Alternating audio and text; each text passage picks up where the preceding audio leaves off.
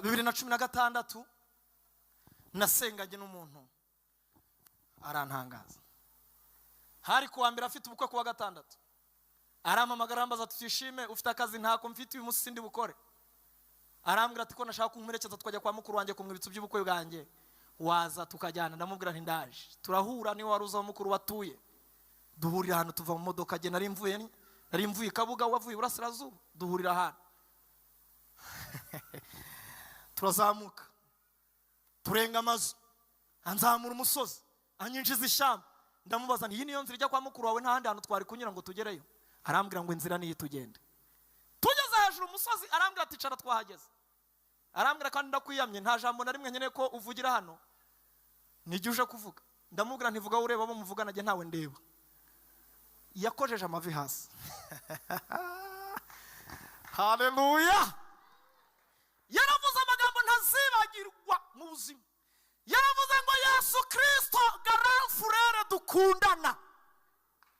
Nari nsanzwe mbizi kubyibuka ko mfite ubukwe kuwa gatandatu, ariko nari nje kubikwibutsa. Ikindi nendaga kugusaba, iwanyu mu ijuru ya mukazi urugendo mugenda ku magare n'amafarashi by'umuriro. Nari nje kugusanga kuwa gatandatu nuntahira ubukwe uzaze wicishije bugufi uze muri vewiti.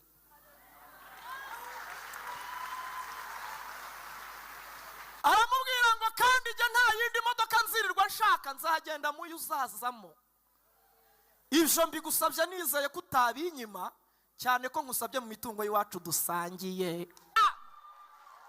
Ayiwe ndagagara, ndazamuka mu mwuka numva nkoza. Arambwira ati cishi nasoze dutaye. Ndamubwira nireka dusera. Arambwira ati nakwiyamye nukenera gusengera uzitegere wigarure. Mu buzima nibwo bwa mbere napfubye mu masengesho. Turatandamwe nikoro ubwo yabyumvise waretse tukabimubwira neza. Arambwira ati yabyumvise ndabizi tugende. Nari mu bantu bazamwambarira. Mukeneye kumenya uko Yesu yaje muri vewiti.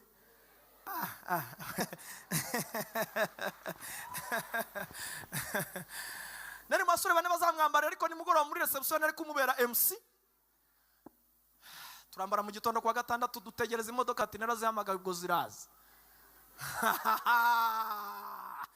Turategereza isaha yo kujya gusaba no gukwiragera. Hari umupapa akavatiri ka 10 bati hajye mu basaza babiri n'abasore babiri, tumanuka. Ubwo n'umuhungu na pari baramanuka, abandi bati mugiye mwiyaranje tumanuke duhuriyo sikure. Turamanuka turagenda, barasaba turangiza gusaba no gukwa yagiye. Bati imodoka zikura umugeni hano ziri hehe? Arababwira ati narazahamagaye nimuntesha umutwe, mukora ibyo mushoboye.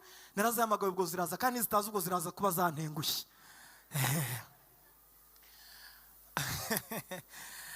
Kumbe hafi yaho twasabiraga, hirya gato turenzeho hari ubundi bukwe bw'abantu baje gusaba i Rwamagana ariko bavuye i Kigali.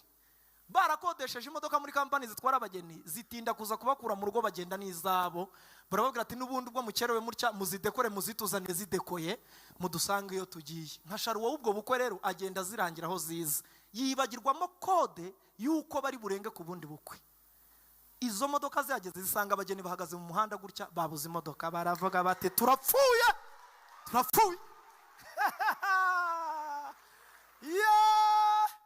Barazikata tuzinjiramo no ku rusengero turigendera.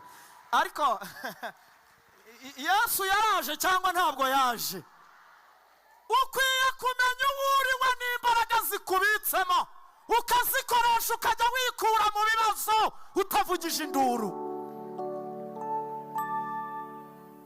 Turi kuvuga hejuru ijambo rivuga kumenya uriwe n'imbaraga zikubitsemo, ukazikoresha ukikura mu bibazo utavugije induru.